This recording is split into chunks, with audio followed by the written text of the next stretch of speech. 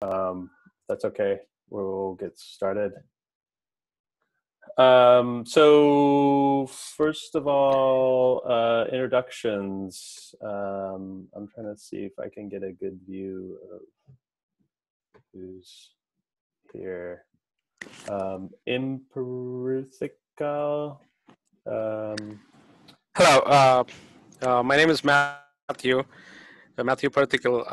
I work out of New York, a company called ComScore, and I'm in the data engineering team, and we've been exploring serverless APIs for the last 6 to 8 months. Initially, we were very much focused on the cloud vendors, but then since we wanted to be vendor agnostic, and for the last 4 to 5 months, been actively exploring OpenWhsk and trying to see how it fits the use case of truly delivering all data through the all our data fabric, data engine through the OpenWhsk API. Awesome.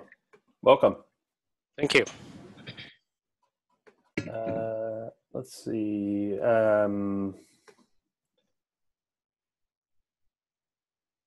I think I don't recognize, or I don't see any other unrecognized name. Does anybody else want to introduce themselves, or is anybody else new here? Hi, this is Vipin.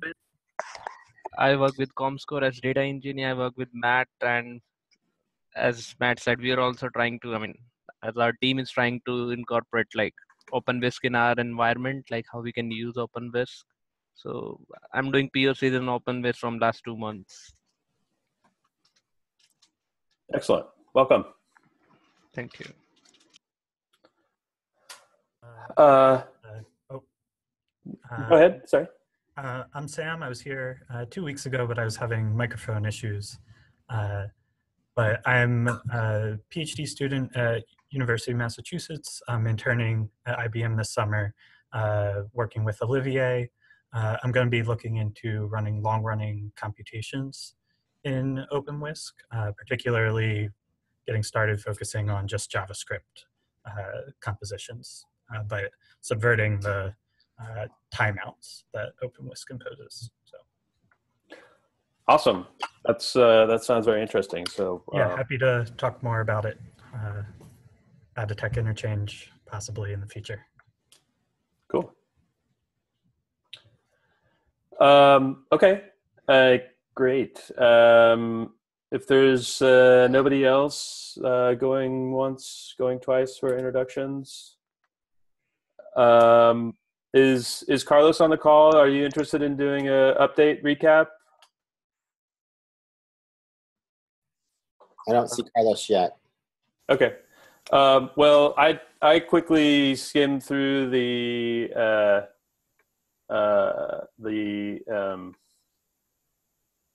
oh, come on.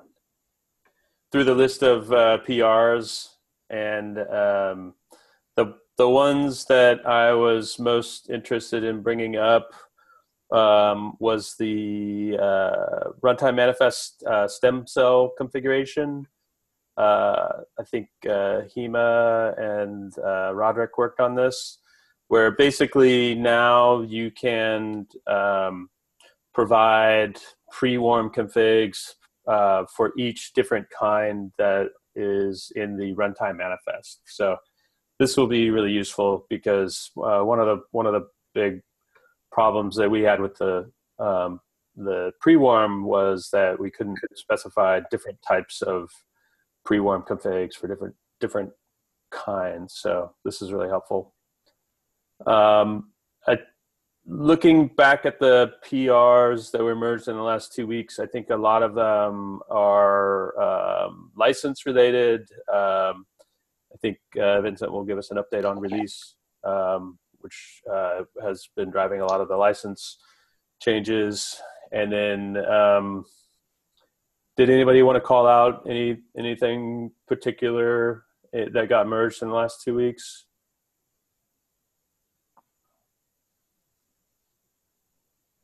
That was the big one that I noticed. Okay. Otherwise, let's get into our agenda because I know there's a lot of topics. So, Dominic, are you on the line? I didn't see you. I know it's late. Oh, there he is. So what I was thinking, Priti, do you know how much time you need for yours, and Vincent? Just a couple of minutes. Okay. Yeah. I'll be Vincent's backup. I'll say just maybe 5 minutes or so. Okay. So maybe we could do like 20 minutes for Dominic, and Sandeep, do you know how much time you need for the tracing? I think 5 minutes should be good enough for the demo. Okay. Let's start there. So Dominic, if you want to go for about 20 minutes to talk about the scheduling algorithm, and then I think we should have time for about 5 minutes for each other topic, and finding a moderator. So we should be good. So I'm going to stop sharing, and Dominic, if you want to share. Okay.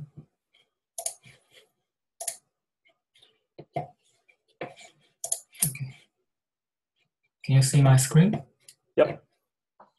Okay, I will start. Since I already shared this this material in CWiki and time is limited, so I will briefly explain most of the pages, and I will focus on few important parts. Okay. Try minimize this. Okay. Okay, the first thing is about few Kafka notions, which would help you guys to understand the proposal, but I will skip this. The first one is the Kafka Partitions, which is a unit of parallelism in Kafka. The next one is consumer group, which is a set of consumers that share the same topic. The third one is consumer lag, which is the number of unprocessed messages for the given consumer or consumer group. Okay, this is the basics about my proposal. So each action has its own topic now, and each container proxies will directly fetch the request from its Kafka topic. And now invokers only manage the container creation and deletion. And now limit works in per action basis. So default limit is 1. So there would be only one container at the first time. And as the limit is increased, the number of partitions for the given topic is also should be increased. Okay. This is the whole flow. Okay. So now invokers send each pull status via health message. So all controllers will keep the slot status for all invokers. So once request comes, then controller will check whether the consumer exists for the given topic, like this. Then after then, it will check the number of consumers, and action limit, and consumer lag. And send the invocation request directly to the action topic. At the same time, it will asynchronously send the container creation request to the invoker with the list row. And if number of consumers equals to the action limit, then and the consumer lag is too high, then controller will respond back with too many requests.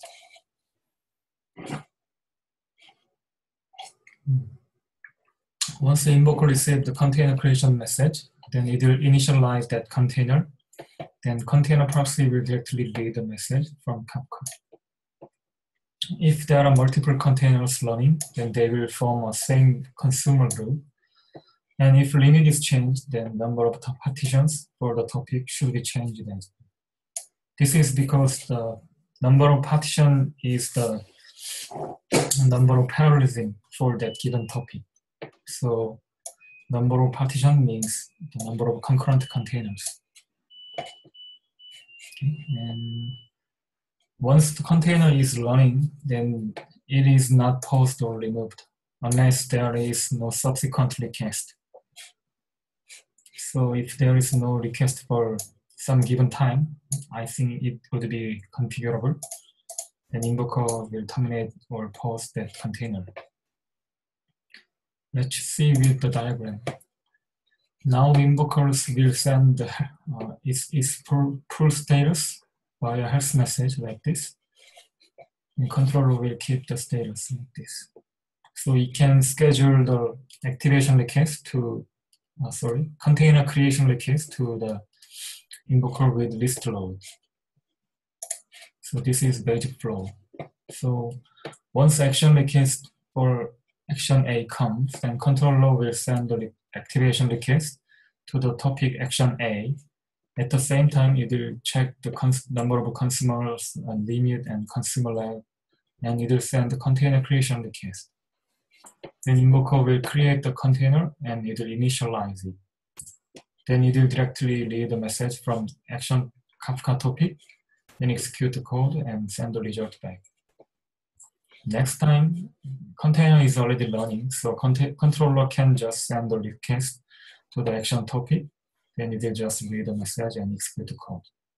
So there would be no Invoker server involvement. It enables the container location-free scheduling. No matter where the existing containers are running, in this case, one is running in Invoker 0 and the other is running in Invoker 1. Controller can just send the request to the action topic, and they will read the message. And also, when it sends the container creation request, it doesn't need to care about the location of existing containers. It can just send to the Invoker with the list load. So load can be evenly distributed.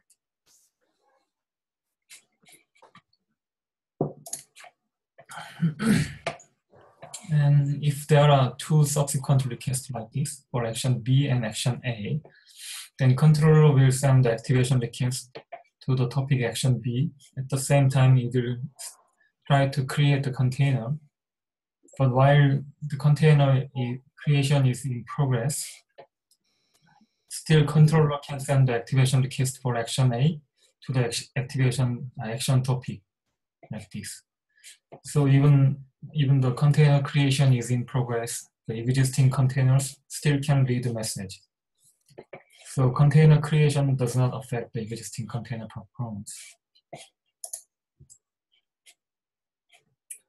Next one is, as you can see, there is no other logics involved. Controller just send the request to the action topic, and container proxy will read the message and execute the code. So base TPS of the one container is increased. I got about 1.5K TPS with only one container.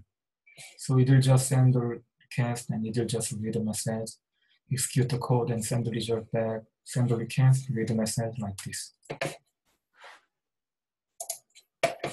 So if one container can support about 1.5K TPS, then we can deterministically calculate the target TPS lag. So if there are 3 containers like this, then we can expect about 4.5K TPS. And if we need 6K TPS, then we can just add one more container. Actually, the containers share the resources of host machines. So TPS may not be linearly increased, but anyway, it would be much more predictable. Okay, let's review the previous issues with the new proposal.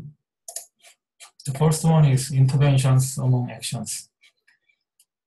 When requests come alternatively, then they delete the one container of the others. But in this proposal, they just read the message from the Kafka, and they will run for some given time, if there is a subsequent request. So no container deletion happens. How do containers get deleted in that case? So is it through the same process that's driven by the controller? No, if there is no subsequent request for some given time, for example, 10 seconds or 30 seconds or 1 minute, we can configure that. Then it will be deleted. By who? Who's doing the time tracking? I think container proxy or invoker. But the invoker can't do it because he doesn't see the. Yes. Then maybe container proxy should then. Okay, so it kind of commits suicide. Yes, I think if he cannot read any message for some given time from the Kafka, then he can request to its parent container pool to delete it. Then invoker can delete it, I think. Okay, because if the container proxy is responsible for killing itself, then there could be a case where you run out of resources because none of the containers wanted to kill themselves. So it would have to be the controller doing the tracking there, right? Yeah, but actually it depends on the real request. So if there is a request, then it should not be deleted because it should process that request. But if there is no request, then I think the container is not required for then some time. So I think that is the problem. Okay. Anyways, I don't want to derail too much, but yeah, it's not exactly clear how that would work out. But maybe we can take that offline. Okay. And the next one is invocation does not wait for the previous run. But in this proposal, it depends on the Kafka topic. So inherently it waits for the previous execution in case it cannot process the request with enough speed. Okay. Next one is execution limit. So even though real invocation is already done, finish it, but if response is not reached to the controller, then controller may reject the request. So now container will process the request on a best effort basis, and controller will asynchronously check the consumer lag to decide whether to reject or accept the request. So throttling is performed based on real processing speed. At the same time, we can guarantee that the same number of containers with the limit under heavy load. So I think we can do more fine-grained control over resources.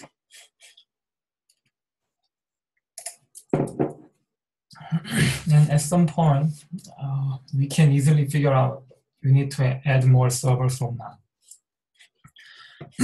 Sorry. So these are pros and cons of my proposal. The first one is we don't need to send the request to the same invoker. And invoker doesn't need to coordinate the request. Container itself will read the message from Kafka. And accordingly, we can reduce the request to the invoker, and container creation, deletion, pausing reasoning is minimized. And this process does not affect the performance of request processing, and we can guarantee the same number of containers with limit. And it enables easy resource planning. And cons are as follows. Controller should check consumer lag for every request. Then it may increase the execution time. And the same number of topics with the number of actions are required. So it may introduce the sheer number of Kafka topics. And action container can be reserved for some given time.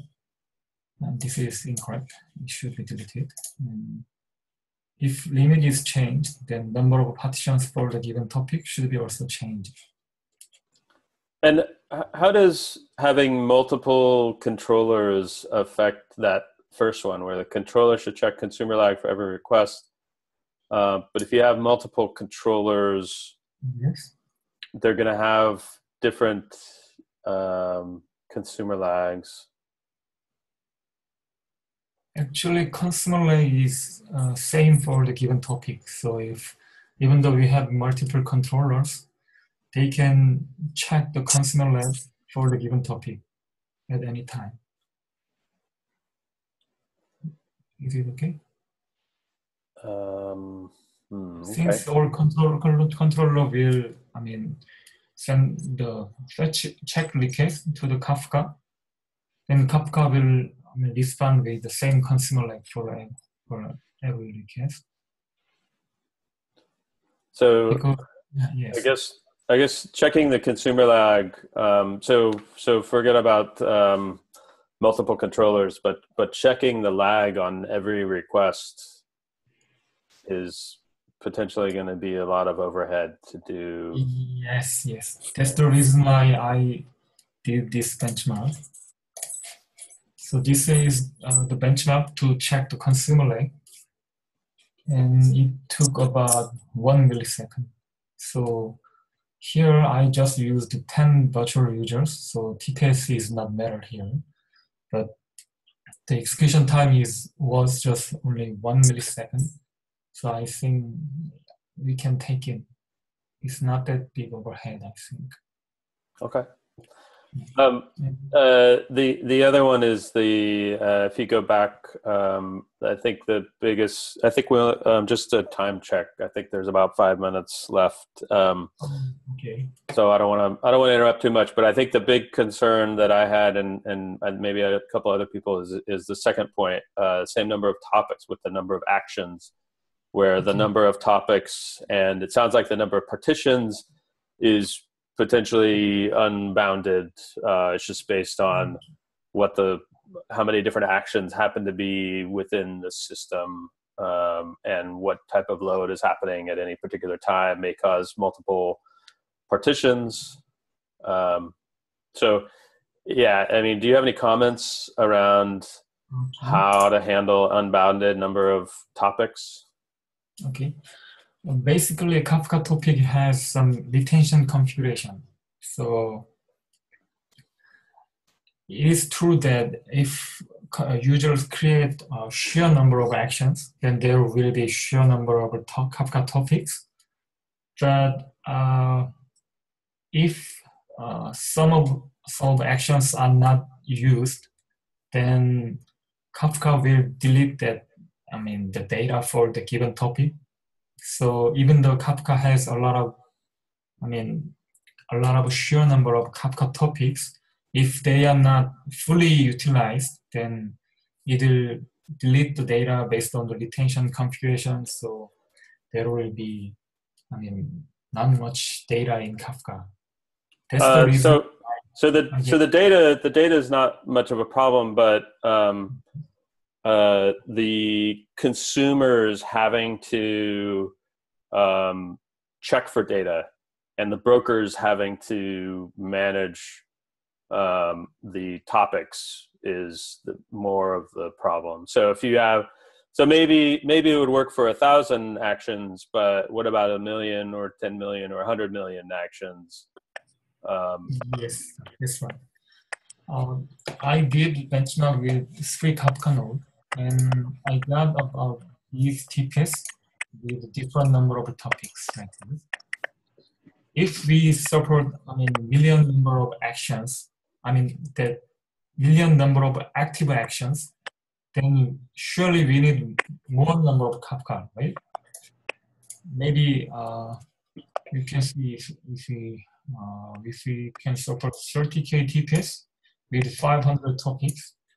Here, 500 topics means 5 concurrent containers, and in case of 10,000, 1,000, it means 60 what is this one? 62 invokers with this spec. If we need to support 10 concurrent container, I mean 10 actions, then we need this number of invokers. So if we really need to support a million number of actions, I mean million number of concurrent containers, then maybe we will need more and more invokers, and accordingly we will need more Kafka node. Since Kafka can be horizontally scaled out, I think if we increase scale out, the Kafka node, then it can handle that. Multiple topics.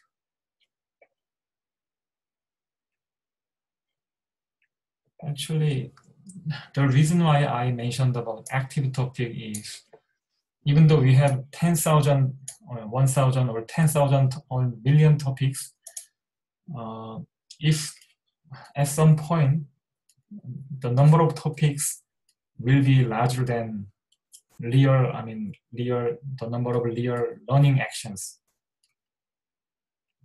right? Then even though we have more topics, most of them will not have some data in the topics, so it will not affect the Kafka performance. And if we really need, sheer number of concurrent learning actions. Is that true that if there's no data in the topic, that the consumer and the broker won't have any overhead? Yeah, I think so, because I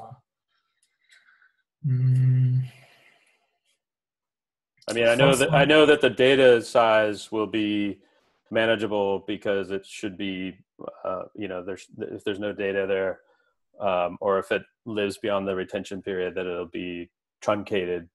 But I don't know that the broker and the consumer will have no resource overhead by having the topic existing at all. Does anybody else have any more Kafka background that might comment on this? I have a maybe more basic question. It was hard to follow. Is it the consumer client? It's going to be per unique action, and that, or you will have one consumer per one invoker, and then that handles the thousands or millions of topics? I think the consumer would be per container. Per invoker, okay. No, not per invoker, but per container. Yes, actually, per container on the invoker. So or container proxy. This is checking the runtimes for everyone. I'm running a Kafka consumer in all of them. Yeah. That part I missed. Maybe it was obvious to everyone. Yeah. Okay.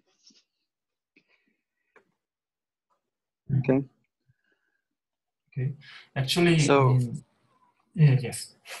Just a few questions that I have. So first of all, I love the throughput.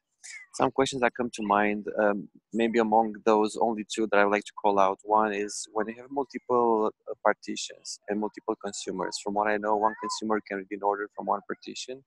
So we're going into problems of at least once activations because we don't know where are each consumers in the journal. And then they may read the same message because they just happen to be in different partitions in a different order. So that's one possible problem. And the second aspect is one container that doesn't know how the other containers work on the same host. So think about one container that may use a lot of CPU or one container that may use a lot of network, which will execute very fast. It will finish, it will consume from Kafka queue, and then it will pose problems for the remaining containers on the same host. I'm not sure if you have thoughts on this. Sorry. So first one is about that because there are multiple partitions. So either either make brokers too hard to find that which data is in which journal, so it will affect some performance, right? Maybe I didn't get it, and Right, didn't and also like if you have five invokers reading from 5 partitions, you may invoke the same activation possibly more than one time. More than one time. Actually, activation request will send to some action topic only. So it's not will be duplicate. I think if the consumers for a particular action topic have the same consumer group, that one particular consumer will receive messages from a particular partition, and other consumers in the group won't receive messages from other partitions. So I don't think that there should be. I don't think there should be messages delivered to multiple consumers. What I don't know, though, is what's the impact of changing the number of partitions in flight, while there's load happening. So I think part of this design was that the number of partitions will actually be changed over time. Is that right, Dominic? Okay, let me describe this. Actually, the consumers in the same consumer group will share that partition assigning plan. So if there are only 2 consumers, but there are 3 partitions, then they can share some partition assigning plan. So one of these partition can be assigned to this one or this one. And if there are 4 consumers here, and if there are only 3 topics, 3 partitions, then at some point, one of 4 consumer will be idle. But just to be clear, on the left side there, partition 2 won't be assigned to both consumer 0 and consumer 1. It'll be assigned to one or the other, right? Yes, but it's not sent, multiple times. Right. At some point, only one partition will be assigned to only one consumer. So there will be no duplicate, processing. So just a time check. Why don't we have like another minute here? Do you want to kind of summarize, and then maybe we could take it to the dev list to have some more discussion? Okay. So I'll describe about this issue more via the dev list, and I think I need to share performance evaluation. I have one quick question. This doesn't assume that it has to be the same Kafka cluster, right? There could be a Kafka cluster for the consumers or for the containers, and then another one for management, and or this has to be one single cluster. I think can it be scaled or broken down? We can separate if we want, because there is no relations between the the nice part is separating out some of the control plane concerns into separate topics. That's definitely appealing. But I think the big concern from my side is the potential for overwhelming the data plane side, where the invocations are executing and the action topics exist. Okay, I will share that via dev mail. And is it okay to share this one within the time? Yeah, go ahead. Maybe we could just take one more minute and then. 4 pages, so I will quickly share this. This is about performance evaluations. I did benchmark with 9 controllers, 3 Kafka nodes, and 10 invokers. And each invoker has max pool size of 20. So total capacity is 180. One invoker is reserved for black box. If I did benchmark with one action, I got about this TPS with this latency. And in my proposal, I got about this one and this one. And I fully utilized 180 containers in this case. But here I only used 100 containers. It's about 1.3 times more TPS with 1.2 times faster execution. And if I use 100 actions, then I got only 90 TPS. But if I use my proposal prototype, then I could get about 14K TPS. It's way much more TPS and much faster execution. And if I increase the load from here to like this, then I got about 20K TPS. It's very similar TPS with the one action test case.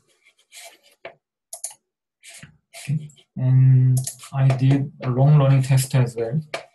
And I got about 20K TPS for 8 hours. And it showed steady performance.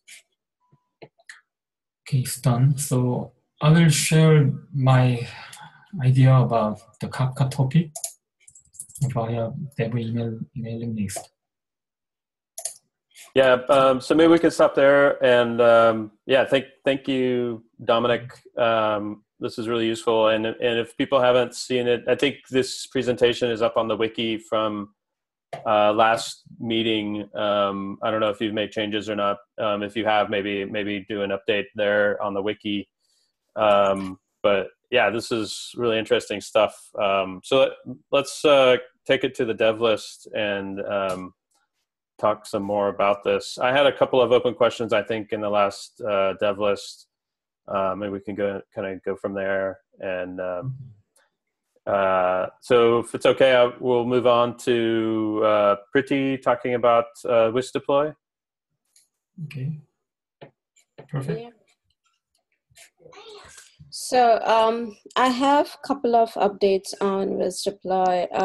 It's nothing major, but we enabled the API gateway integration test since we met last week, 2 weeks back. And also we are in process of adding the specification, basically transforming specification from just the readable PDF to read and write markdown files so that everybody can contribute and it's easy to change in the GitHub itself. So those are the two base updates, and there are 2 more PRs. One is for the runtime where so Roderick went through the Whisk deploy runtime behavior, and we needed some fine tuning there, specifying if the runtimes, basically Whisk deploy auto maps the runtimes based on the file extension, like with what we do with Whisk CLI. But let's say if you want to avoid that, if you want to stick to the runtime that you have specified, even if it's invalid, then we have a flag called strict, and we error out if with the strict flag. Otherwise, basically, it just auto maps to the working and the existing runtime, which works with the server. And also the runtimes are generated, basically they are retrieved from the OpenWhsk server, the API. But in strict mode, let's say if those runtimes, it's not reachable for some reason, the API is down, then strict mode errors out saying that it's not able to retrieve them. And otherwise, in non-strict mode, by default, it reads the runtimes from the hard-coded values in case the API is down. And the other one, one more enhancement we're doing is on the API path parameters and the response types. So the path, basically we are adding support for the path parameters in the manifest, and also there is no support for the response type yet. So we are adding that. By default it was JSON, but now with the path parameters it has to be HTTP.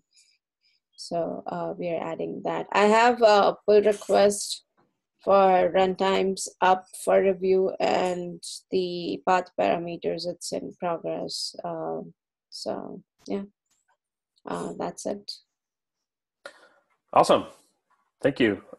Maybe if nobody has any outstanding questions, we can jump to Vincent. Anybody have any questions for Priti? Let's go to Vincent for a summary on the release progress. I guess I'm filling in for Vincent. So what I'm showing is the release repo. Again, this is the home. If there's any problems with release, we have basically issues we track here, just letting everyone know. All the things you referenced, Tyson, in terms of license changes that have been the bulk of activities for PRs for the last month or so is done. So basically every possible file that could have a header, what we have is documented here is license compliance for our project. We basically have if you're ever wondering what scan code and what tools you run against the final tar files, this is what they check against. The scan code is configuration file, which enforces all these rules that are listed here for compliance by file type, so there's no ambiguity. Then we also have a list of general exclusions, which files that we're allowed to exclude in accordance to an agreement with Apache policy. And basically what I've done is specifically is we actually list specific exclusions. I think we're not seeing the right screen, but maybe just share a link to the repo separately. Hold on, let me do this. There we go. Oh yeah, there we go. So yeah, so here's our license compliance rules. So we have actually a license compliance page. We have a table of all the different file types that require a header. And we have a list of exclusions, which files do not need headers, and the rationale. So we can show that to the Apache board. Then we have a list of known exclusions. Here's our configurations, like we point to how we use what we scan for that matches those rules. And we describe how we scan. And then we actually have in the docs as well, we have a list of exclusions. So what I've done is put together a list of all the files and all the repos that do not have headers and what the rationale is. So we're 100% compliant.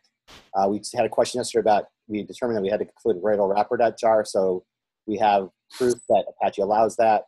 So I think the last remaining thing before we release that we have a checklist to go through, Vincent and I, there are a couple remaining open issues, mainly around maybe we need to document our use of Jira or document our change process now. Now that we have a process, we'll have subsequent releases. We have to describe how we track issues against given releases. And typically people use Jira in Apache, as people know, and they have a lot of tooling that supports that. But if we use Git, I assume that we want to use Git. We'll have to document how we tag problems from customers, so we produce change logs. We can go back and say this, and we can have a sync up between what was reported and what we promised to fix in a version and what we actually did promise when we produced the tar file. So that's something that he and I need to talk through today. But beyond that, the big thing is we needed to make the JDK configurable. The one reason we went to source code only is we saw issues around including JDK, referencing JDK. There's a lot of gray area. Don't want to get into it here. But the big thing that we were asked to do going forward is to make sure that when people build the code, they had directions and instructions and were able to choose their JDK. So that's the last thing we're doing. There's a PR out. I reviewed it. I asked other people to review it. And people to test it in their environments to make sure that they can run OpenJDK. And then once we merge that, I think that we'll start the process that we described on the release repo and start submitting the email first to the dev list and taking a vote and going from there. We're with the next few days. Awesome, super exciting stuff. So close. I'm a bit confused because Vincent merged the OpenJDK in master yesterday from Tyson. Yeah, I didn't know he did it. We talked last night. He didn't tell me he did it. I know I reviewed it, and I told him he merged it, and I told him that he can merge it. I would ask him have somebody else merge it besides us who could test it. But if he merged it already, that's news to me. I didn't look today. That's the one you were talking about, or you were talking about like the ability to switch? That's why I'm confused. Well, he included documentation on how to switch and script support how to switch. I don't have the PR in front of me. Yeah, that's not the PR. The PR is just go straight to OpenJDK. Oracle's not even in the picture. But I think that's what was merged last time. Yeah, I think there was something separate for making it configurable or just documentation around how to change it. I know because I used that Scala image for Kibana. And guess what? It broke. It doesn't. It was something else. That's weird. I'll have to think. Because we were on Alpine already. Yeah, I have to check. But something broke. I know he built off. He was having problems last week. He grabbed what Tyson had started doing with Alpine, and he went from there. Yeah, we were in Alpine, but there's something wrong with the Kibana. But we already were. So while you were talking, you caught me unawares, since I thought Vincent would be doing this. But this is the issue I was talking about. Looks like he did merge it, 3720. See, update the document regarding OpenJDK and Oracle JDK, and it looks like he changed these files. So if there's a problem with this, and I advised him to get someone else to review it. And so both got merged. Now we have a confusion. Yeah, this is something different. This is something different. Yeah. So I mean, if we're still having problems, we need to work through them through the issue PR process, and Vincent sits with you, so get with him. He said we moved him on your aisle. It's not around today, so maybe catch him tomorrow. But So, I'll double check. Maybe it was. I see two PR. I see two commits back to back. I need to look deeper what's going on. Okay. Let me know if I can help. And Vincent didn't let me know he's not going to be around. He should be around at some point today. So if he needs to fix something or something broke, you can look into it. Okay. Thanks, Matt. Anything else before we go on to Sandeep? Nope. All right. Thank you. Sandeep, do you want to give us an overview on the status of the tracing PR? Yeah. So Tyson, I wanted to share my screen. I have a small PPT and then I'll give a demo. Sure.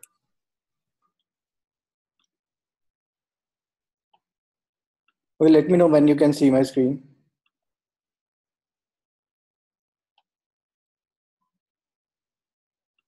It's not coming up yet.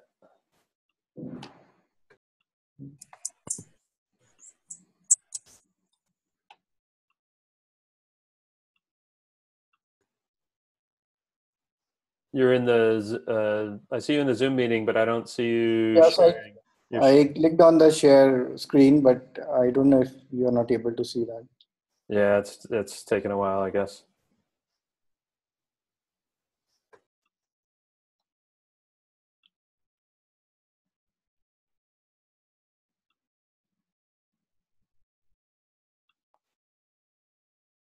Can you see it now? Yeah. Okay, great. So basically, this is demo for the tracing support, which I added for OpenWhsk. So just a bit of background about the tracing support. This started initially with a pure Zipkin-based support, where we are using an Akka-based library for the Zipkin support. But so some of the Akka guys suggested that the library which we are using is dead, and we might have to move to some other implementation. That's when, based on everyone's suggestion, I moved the implementation to an open tracing based one. So what happens is now we have an open tracing API which talks to a Zipkin backend. The PR has been currently reviewed by Marcus, Chetan, and Gary. Marcus has been very kind to help me out with all the initial reviews.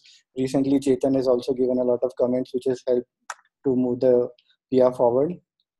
So some of the implementation details about this, as I mentioned, that it's based on the Open Tracing API and it speaks to the Zipkin backend.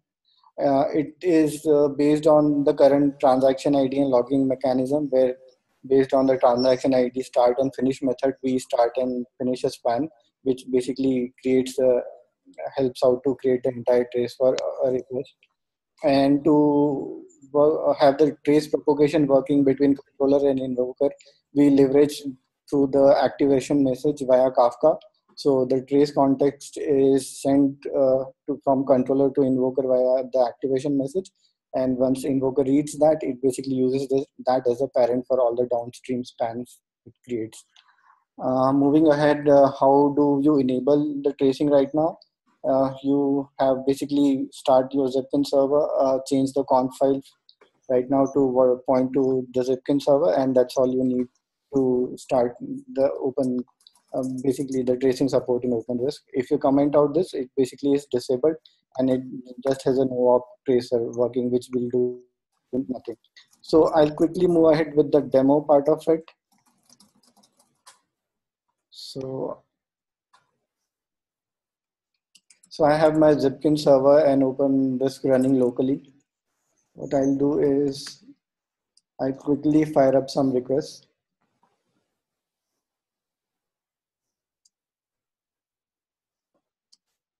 And since the tracing is enabled, I can go to a Zipkin UI.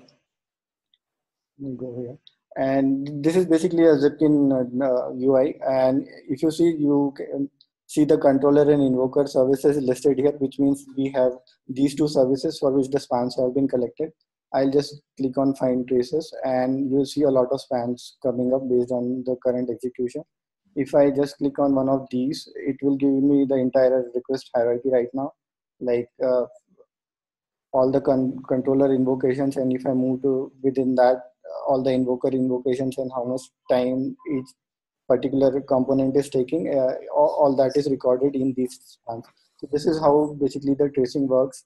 There are some issues right now with the cache hit and cache miss, because these transactions are started but they are not finished, so they have a very irregular time, which kind of spikes the result.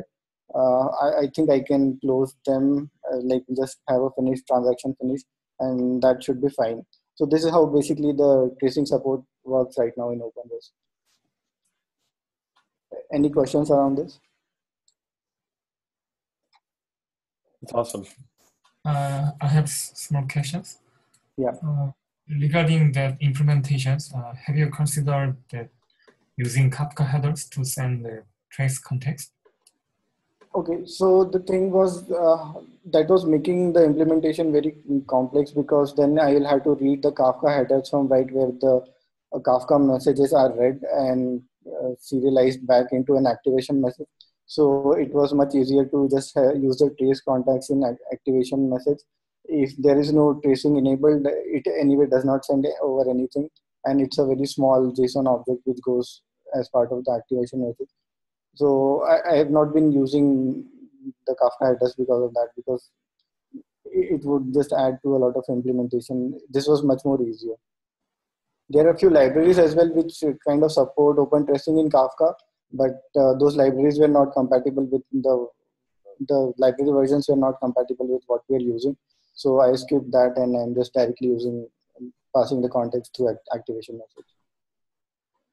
Okay.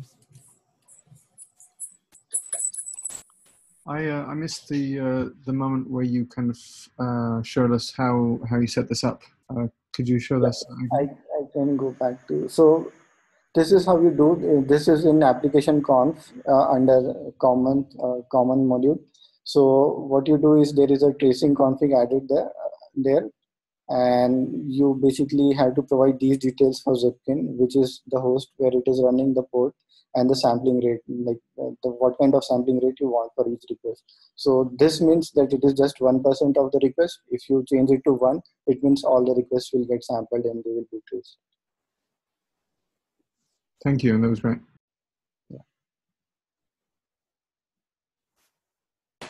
Do you have an idea of how big the context is? I know you said it's small. I'm just wondering if you've sized So it up. it's just a small object with 3 fields, which is the span ID, parent ID, and a trace ID. These 3 fields are sent, and if you have the sampling rate working, then the sampling rate also goes to the downstream span. So max, there will be 4 fields in a JSON object. And is this queue intended to be visible to end users or only to operators? This is to the operator, it's not for the end users. Like whoever is administrating the OpenWhsk system, they will use this to kind of monitor the system, that if anything is going wrong, maybe the tracing would help out to find out which of the components are taking a lot of time. Right. Have you thought about sort of this relative to some of the metrics that are emitted by the system already? Like the Kaman metrics, which also try to measure some things like latency response, cache misses, cache hits, container reuse, etc. Yeah, so the thing is, some of those metrics might be at system level. This allows you an insight into a particular request that like those metrics might give you throughput or any of those metrics, but this gives you an insight that if something is slow or is taking a lot of time, which exactly is the component which gives that. So it is more an insight into the system itself, like based on the implementation. Yeah, like with the metrics, it's hard to see the exact details of a particular activation. Right. The metrics are just the aggregate values, Right. and then this is a specific. So like if you see these all various activations which are there, like cache hit, cache miss, blocking activation. So it gives you the time which was spent in among these. So this gives you great insight into how the code is, like how the system is behaving, and wherever a particular request is taking time, you will get to see that. Right. Can you search for a specific activation in here somehow, or Yeah, so, assuming it was captured? Yeah, that you can do with something like this. You have transaction ID, and what I can do is I can quickly just. The full qualifying name including the namespace. Oh, the transaction ID. Oh, nice. So it will give me trace for that particular transaction ID. So you can search with that. Yeah. Sandeep, 2 questions. One is, would the tracer context would send with every activation, even if the rate is set to let's 0.01, or it's only only when the trace actually happens, then only the trace context will be sent. Otherwise, it will not be sent at all. Okay, cool. Another thing, probably once this PR is merged, and something for future is if we can trigger this tracing by some specific header, that can then, because in production, most likely you would not want to. Correct. You would go with a sampling rate of 0.01 or something. Yeah, and, correct. If some developer wants to debug, or we see some issue and we want to precisely see the trace for that particular activation, I think in that case, having an explicit gesture to enable the tracing for that request would be useful. Yeah, I think, yeah, that will be nice to add to this. Maybe once this is merged, that can be enough. Once this is there, maybe we can do that. There is a header. There is a header already that will enable extra logging. Done by listing in Nginx. Perhaps piggybacking on that. We can piggyback on that. Yeah. I think so just a time check. We got 1 minute left. Carlos, are you okay if we take your release 0.10 discussion to the mailing list? Yeah, I think I might cover some of that already. So good. Okay. And the last thing is a moderator for next meeting, June 20th. Who's gonna volunteer?